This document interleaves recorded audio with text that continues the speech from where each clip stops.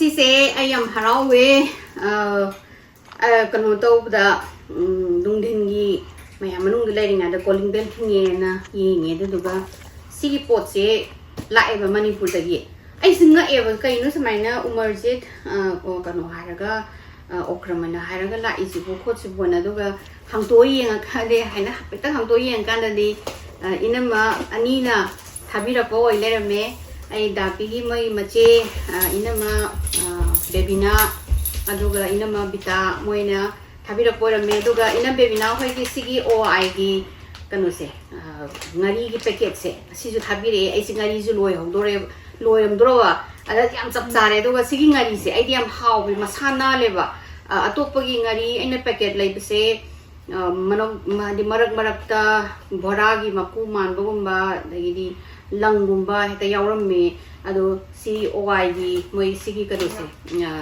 ngari gi packet sidadi yawde ngari ju hawe thank you enamma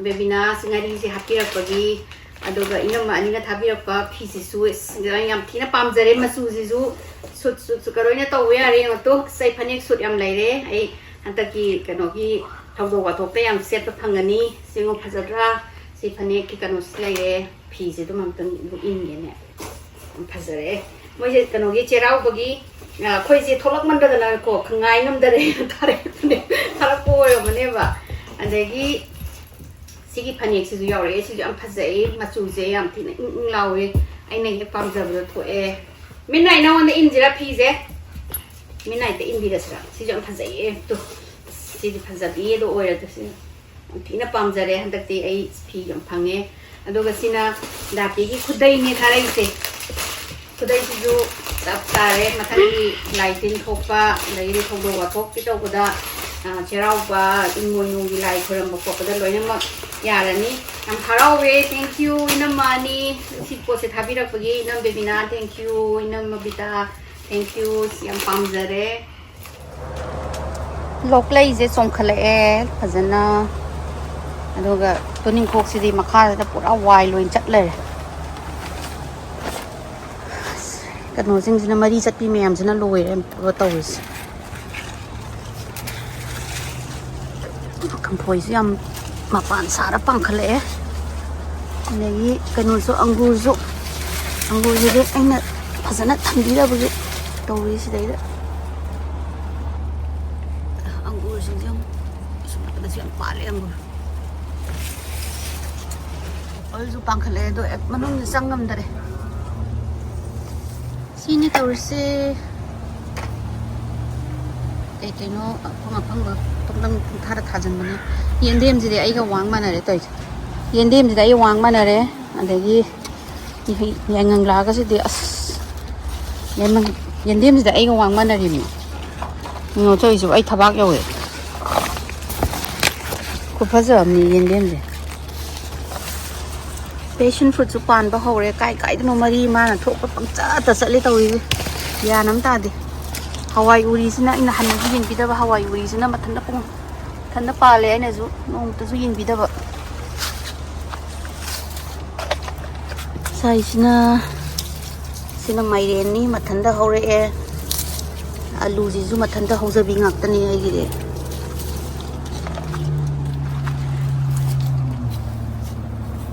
nakupi je phagale matin jarama ne tin amu mu ko tarama me loi phagale pak pisi su phajare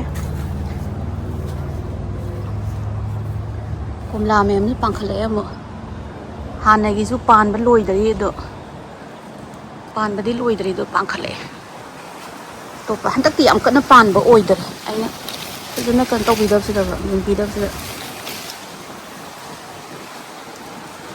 phakpai si su phajare jek kalen matam se aduga chano na sina hadigom je maru longno bani maru mathang sahi tha bage si haibong jina maru lama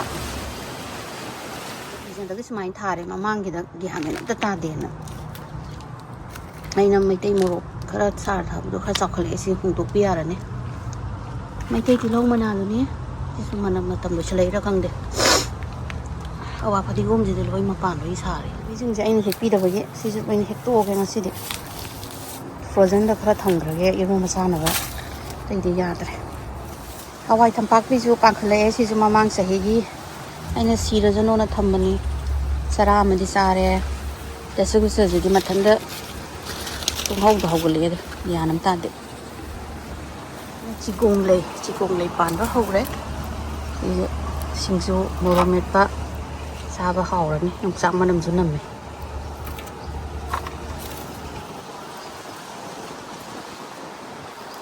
ꯊꯕꯤꯅꯦ ꯊꯕꯤ ꯄꯥꯟꯕ ꯍꯧꯔꯛꯑꯦ ꯑꯩꯅ ꯍꯩꯕꯣꯏ ꯍꯩꯇꯕꯣꯏ ꯊꯧꯔꯤꯅ ꯄꯛꯀꯤꯗ ꯀꯤꯔ ꯁꯦꯝꯕꯅꯤ ꯉꯁꯤ ꯃꯤꯅꯥꯏ ꯀꯩꯗꯧꯅꯤ ꯅꯪ ꯑꯗꯨ ꯀꯩꯅꯣ ꯄ꯭ꯂꯥꯟ ꯆꯥꯕ ꯌꯥꯗꯦꯀꯣ ꯃꯥꯅ ꯍꯦꯛꯇ ꯑꯣꯟꯊꯣꯛ ꯀꯩꯅꯣ ꯇꯧ ꯂꯩꯔꯝꯃꯦ ꯆꯤꯈꯥꯏ ꯂꯩꯔꯝꯅꯦꯕ ꯈꯥꯃꯦꯟ ꯑꯁꯤꯟꯕꯁꯤꯁꯨ ꯃꯄꯥꯟ ꯂꯣꯏ ꯁꯥꯔꯦ ꯃꯣꯔꯣꯛ ꯑꯇꯦꯛꯄꯗꯩ ꯀꯩꯗꯒꯤ ꯉꯁꯤ ꯔꯦꯕꯤꯁꯀꯤ ꯍꯤꯗꯥꯛ ꯀꯥꯞꯄꯨꯕꯅꯦ ꯑꯃꯁꯦ ꯀꯔꯤꯝꯐꯥꯎ ꯍꯥꯏꯗꯦꯅꯦ ꯑꯩꯈꯣꯏ ꯆꯦꯡꯒ ꯆꯦꯜꯂꯤ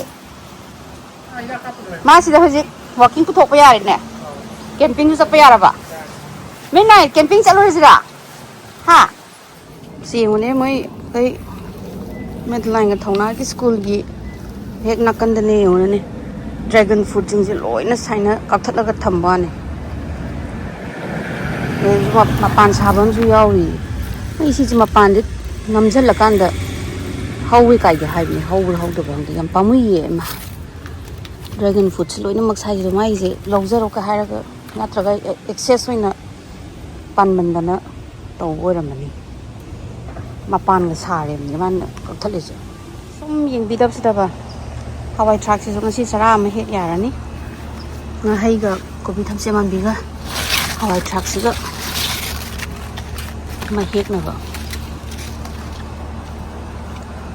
ꯏꯁꯤꯡꯁꯦ ꯆꯥꯏꯈ꯭ꯔ ꯃꯥꯜꯂꯦ ꯃꯥꯏ ꯈꯥꯃꯦꯟ ꯕꯥꯔꯃꯥꯁꯤꯀꯥ ꯃꯥꯟꯕꯤ ꯑꯗꯒꯤ ꯃꯌꯥꯡꯇꯣꯟ ꯒꯁꯤꯡꯁꯦ ꯂꯣꯏꯅ ꯐꯒꯠꯂꯛꯑꯦ ꯔꯣꯁꯁꯤꯡꯁꯤꯁꯨ ꯐꯖꯅ ꯁꯥꯠꯂꯛꯑꯦ ꯁꯥꯠꯄ ꯂꯣꯏꯔꯛꯄꯒꯤꯅꯦ ꯇꯧꯔꯛꯏꯁꯦ ꯑꯩꯈꯣꯏꯒꯤ ꯆꯦꯔꯤꯁꯤꯁꯨ ꯍꯦꯛꯄ ꯌꯥꯔꯦ ꯑꯄꯥꯟꯕ ꯉꯩ ꯑꯝꯇ ꯍꯦꯛꯇꯣꯛꯀꯦ ꯃꯤꯅ ꯂꯥꯛꯑ ꯍꯦꯛꯇ꯭ꯔꯤꯉꯩꯗ ꯑꯍꯨꯝ ꯃꯔꯤꯈꯛ ꯌꯥꯝ ꯅꯨꯡꯁꯤꯅ ꯄꯥꯜꯂꯤ ꯁꯤꯒ ꯍꯦꯛꯑꯦ ꯑꯇꯣꯞꯄꯁꯤꯡꯗꯤ ꯂꯝꯕꯤ ꯃꯃꯥꯡꯗ ꯄꯥꯟꯕꯅꯤꯅ ꯃꯤꯅ ꯍꯦꯛꯄꯤꯈ꯭ꯔ ꯃꯥꯜꯂꯦ They can eat it. ꯑꯩꯈꯣꯏ ꯆꯥꯗꯦꯗ They can eat it. We bought the best cherries.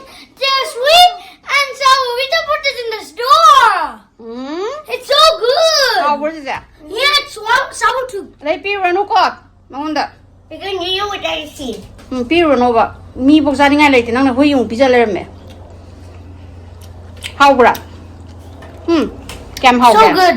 So good. ꯆꯤꯆꯦ ꯀꯌꯥꯝ ꯍꯥꯎꯒꯦ ꯍꯥ I'm gonna try one. ꯀꯌꯥꯝ ꯍꯥꯎꯒꯦꯕ Anyway, I'm gonna try one. Sit. Midnight. Sit. Down. Down. Down. Pull. Good job. Madam, eat. No. No. Sit. Down. Down. Down. Down. Down. Down.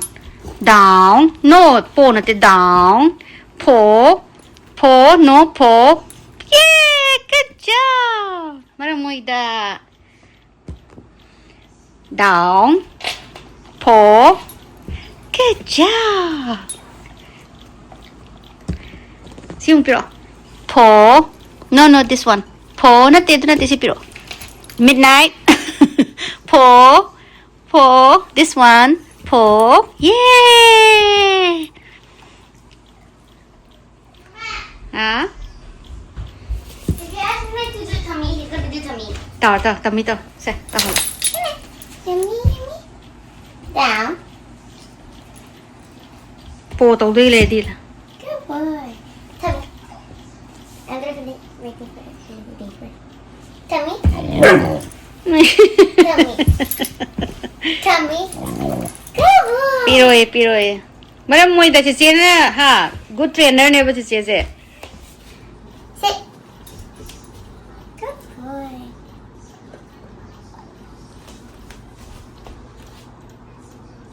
High five. Good boy. High five ka hai raw sa. High five. High five. Sari ma. Good boy. Is high five kam hai re da. Ai treat chi piyo hai to is ma. Jump, jump. Ui, hagot ngam dre. Oi. Eat with my finger.